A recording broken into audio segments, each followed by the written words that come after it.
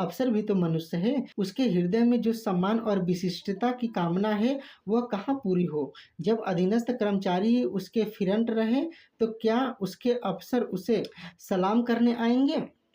आपने जहाँ नौकरी की वहाँ से निकाले गए, धिक्य के कारण छोड़ बैठे। आपको कुटुंब सेवा का दावा है, आपके कई भाई भतीजे होते हैं, वह कभी इनकी बात भी नहीं पूछते। आप बराबर उनका मुंह ताकते रहते हैं। इनके एक भाई साहब आजकल तहसीलदार हैं, घर की मिल्कियत उन्हीं की निगरानी में है। वह ठाठ से रहते हैं, मोटर रख ली है और कई नौकर चाकर हैं, मगर यहाँ भूले से भी पत्र नहीं लिखते। एक बार हमें रुपए की बड़ी तंगी हुई, मैंने कहा अपने भ्राता जी से क्यों नहीं मांग लेते। कहने लगे उन्हें क्यों चिंता में डालो, उन्हें भी तो अपना खर्च है, कौन सी ऐसी बचत हो जाती होगी। जब मैंने बहुत मजबूर किया तो आपने पत्र लिखा, मालूम नहीं पत्र में क्या लिखा, पत्र लिखा या मुझे चकमा दे दिया। रुपए ना आने थे, ना आए। कई दिनों के बाद मैंने पूछा, कुछ जवाब आया श्रीमान के भाई साहब के दरबार से। आपने रुष्ट होकर कहा, अभी तो केवल एक सप्ताह खत पहुँचे हुए हैं, अभी क्या जवाब आ सकता है। एक सप्ताह और गुजरा मगर जवाब नदारद। अब आपका यह हाल है कि मुझे कुछ बातचीत करने का अवसर ही नहीं देते। इतने प्रसन्नचित्त नज़र आते हैं कि क्या कहूँ। बाहर से आते हैं तो खुश खुश, कोई न कोई शिगुफ लिए हुए। मेरी खुशामद भी खूब हो रही है, मेरे मायके वालों की प्रशंसा भी हो रही है, मेरे गृह बंधन का बखान भी असाधारण रीति से किया जा रहा है। मैं इन महाशय की चाल समझ रही थी। यही सारी दिलजोई केवल इसलिए थी कि श्रीमान के भाई साहब के विषय में कुछ पूछ न बैठूं। सारे राजनीतिक, आर्थिक, सामाजिक, आचरिक के प्रश्नों की मुझसे व्याख्यान की जाती थी, इतने विस्तार से और गवेषण के साथ कि विशेषज्ञ भी लोहा मान जाए, केवल इसलिए कि मुझे वह प्रसंग उठाने का अवसर न मिले। लेकिन मैं भला कब चुकने वाली थी। जब पूरे 2 सप्ताह गुजर गए और बीमे के रुपए भेजने की मिति मौत की तरह सिर पर सवार हो गई तो मैंने पूछा, क्या हुआ, तुम्हारे भाई साहब ने श्रीमुख से कुछ फरमाया या अभी तक पत्र नहीं पहुंचा। आखिर घर की जायदाद में हमारा भी कुछ हिस्सा है या नहीं, या हम किसी लौंडी दासी की संतान हैं। 500 रुपये साल का नफ़ा तो 10 साल पहले था, अब तो 1,000 से कम न होगा। पर हमें कभी एक कानी कौड़ी भी नहीं मिली। मोटे हिसाब में हमें 2,000 मिलना चाहिए। 2,009 हो, 1,000 हो, 500 हो, 250 हो, कुछ न हो तो बीमा के प्रीमियम भर के तो हो। तहसीलदार साहब की आमदनी हमारी आमदनी की 4 गुनी है, रिश्वतें भी लेते हैं, तो फिर हमारे रुपए क्यों नहीं देते। आप हे हाँ हाँ करने लगते हैं। कहने लगे, वह बेचारे घर की मरम्मत करवाते हैं, बंधुओं का स्वागत सत्कार करते हैं, नातेदारियों में भेंट भाट भेजते हैं, और कहाँ से लावें जो हमारे पास भेजे। वाहरी बुद्धि। मानव जायदाद इसलिए होती है कि उसकी कमाई उसी में खर्च हो जाए। भले इस आदमी को बहाने गढ़ने भी नहीं आते। मुझसे पूछते, मैं एक नहीं 1,000 बता देती, एक से बढ़कर एक कह देते। घर में आग लग गई, सब कुछ स्वाहा हो गया, या चोरी हो गई, तिनका तक न बचा, या 10,000 का अनाज भरा था उसमें घाटा रहा, या किसी से फौजदारी हो गई उसमें दिवालिया पिट गया। आपको सूझी भी तो लचर सी बात, तकदीर ठोक कर बैठी रही। पड़ोस की एक महिला से रुपए कर्ज लिए तब जाकर काम चला। फिर भी आप भाई भतीजों की तारीफ के फूले बांधते हैं तो मेरे शरीर में आग लग जाती है। ऐसे कौरवों से ईश्वर बचाए। ईश्वर की दया से आपके 2 बच्चे हैं, 2 बच्चियां भी हैं। ईश्वर की दया कहूँ या कोप कहूँ, सब के सब इतने उद्यमी हो गए हैं कि खुदा की पनाह। मगर क्या मजाल है कि यह भोंदू किसी को कड़ी आंखों से देखे। रात के 8 बज गए हैं, युवराज अभी घूमकर नहीं आए। मैं घबरा रही हूँ। आप निश्चित बैठे अखबार पढ़ रहे हैं। झल्लाई हुई जाती हूँ और अखबार छीनकर कहती हूँ, जाकर जरा देखते क्यों नहीं, लौंडा कहाँ रह गया। न जाने तुम्हारा हृदय कितना कठोर है। ईश्वर ने तुम्हें संतान ही न जाने क्यों दे दी। पिता का पुत्र के साथ कुछ तो धर्म है। तब आप भी गर्म हो जाते हैं, अभी तक नहीं आया, बड़ा शैतान है। आज बच्चा आते हैं तो कान उखाड़ लेता हूँ, मारे हंटरों के खाल उधेड़ रख दूंगा। यूँ बिगड़ कर तैश के साथ आप उसे खोजने निकलते हैं। संयोग की बात है कि आप उधर जाते हैं, इधर लड़का आ जाता है। मैं पूछती हूँ, तू किधर से आ गया। तुझे वो ढूंढने गए हैं, देखना आज कैसी मरम्मत होती है। यह आदत ही छूट जाएगी। दांत पीस रहे थे, आते ही होंगे। छड़ी भी उनके हाथ में है। तुम इतने अपने मन के हो गए हो कि बात नहीं सुनते। आज आटे दाल का भाव मालूम होगा। लड़का सहम जाता है और लैंप जलाकर पढ़ने बैठ जाता है। महाशय जी 2 ढाई घंटे के बाद लौटते हैं, हैरान, परेशान और बदहवास। घर में पाँव रखते ही पूछते हैं, आया कि नहीं। मैं उनका क्रोध उत्तेजित करने के विचार से कहती हूँ, आकर बैठा तो है, जाकर पूछते क्यों नहीं। पूछकर हार गई, कहा गया था कुछ बोलता ही नहीं।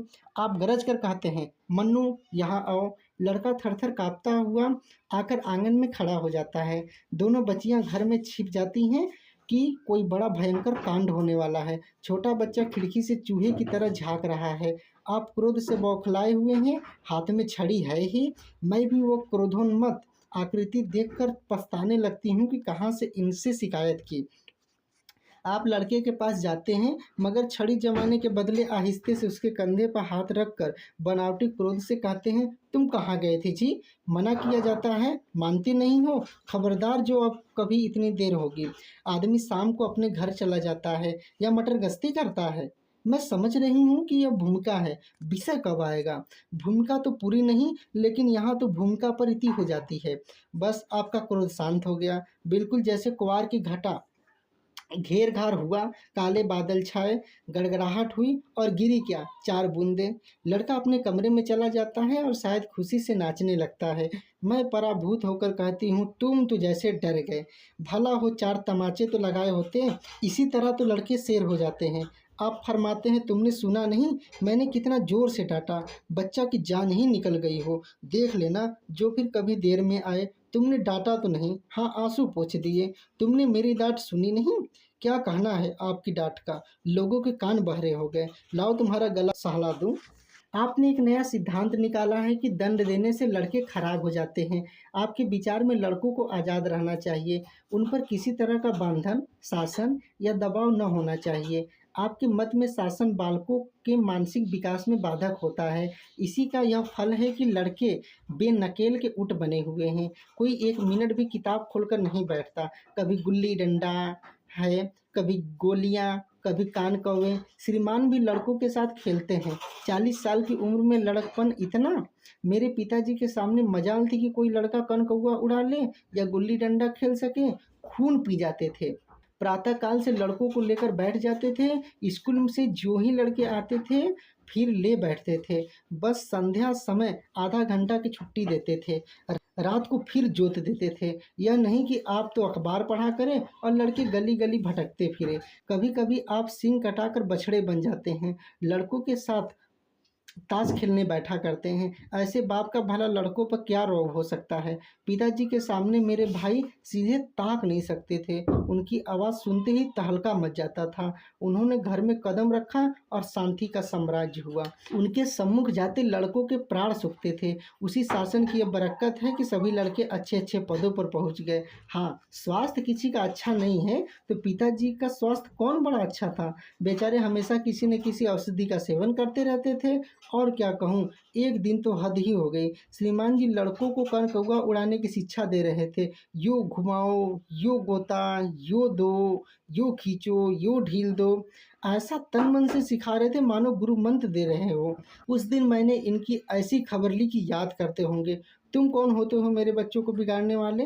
तुम्हें घर से कोई मतलब नहीं है न हो, लेकिन आप मेरे बच्चों को खराब न कीजिए। बुरी बुरी आदतें न सिखाइए। आप उन्हें सुधार नहीं सकते हैं तो कम से कम बिगाड़िए मत।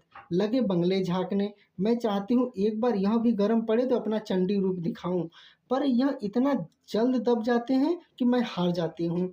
पिताजी किसी लड़कियों को मेले तमाशे न ले जाते थे। लड़का सिर पटक पटक कर मर जाए मगर जरा भी न पसीजते थे। पर इन महात्मा जी का यह हाल है कि एक एक से पूछ कर मेले ले जाते हैं। चलो चलो, वहाँ बड़ी बहार है, बहुत आतिशबाजियाँ छूटेंगी, गुब्बारे उड़ेंगे, बिलायती चरखियाँ भी हैं, उन पर मज़े से बैठना।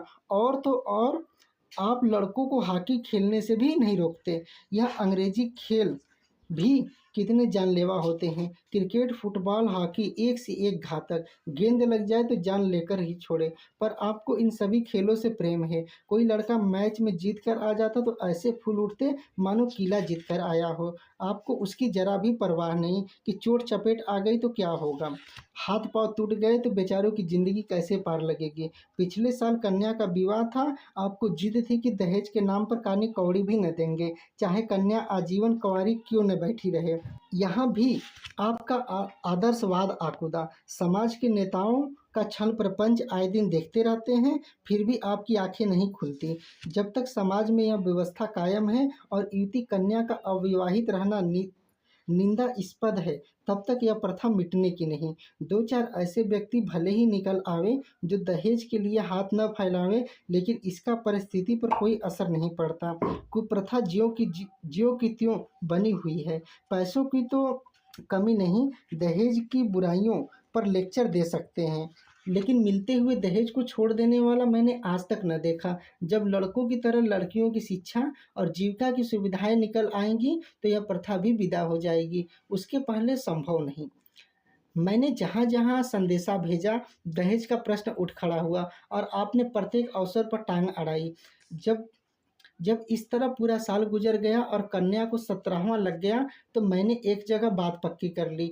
आपने भी स्वीकार कर लिया, क्योंकि वर पक्ष ने लेन देन का प्रश्न उठाया भी नहीं। हालांकि अंतःकरण में उन लोगों को पूरा विश्वास था कि अच्छी रकम मिलेगी, और मैंने भी तय कर लिया था कि यथाशक्ति कोई बात उठा न रखूंगी। विवाह की सकुशलता होने में कोई संदेह न था, लेकिन इन महाशय के आगे मेरी एक न चली। यह प्रथा निंद है, यह रस्म निरर्थक है। यहाँ रुपए की क्या जरूरत, यहाँ गीतों का क्या काम। नाक में दम था, यह क्यों वह क्यों, यह तो साफ दहेज है।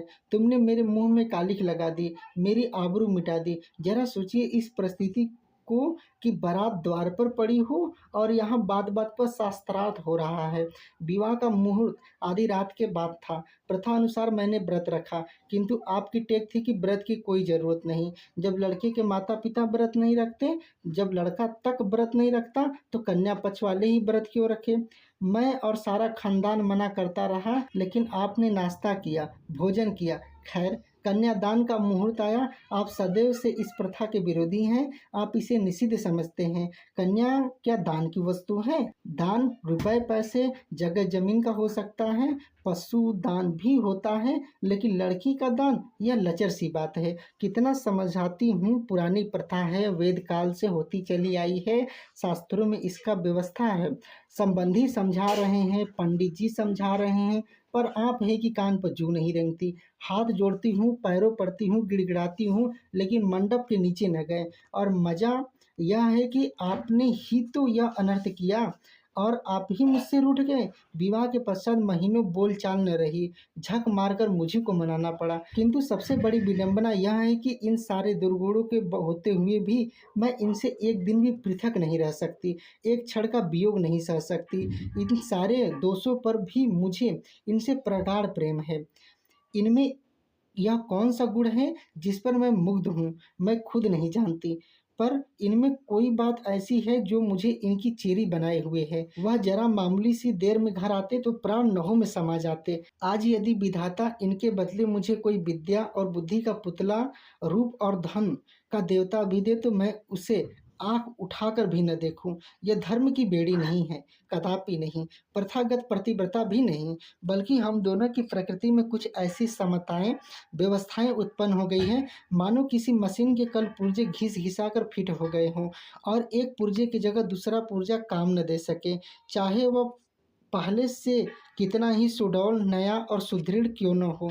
जाने हुए रास्ते पर हम निसंग आंखें बंद किए चले जाते हैं। उसके ऊंच नीच, मोड़ और घुमाव सब हमारी आंखों में समाये हुए हैं। अनजान रास्तों पर चलना कष्टप्रद होगा। शायद आज मैं इनके दोषों को गुणों से बदलने पर भी तैयार न होंगी।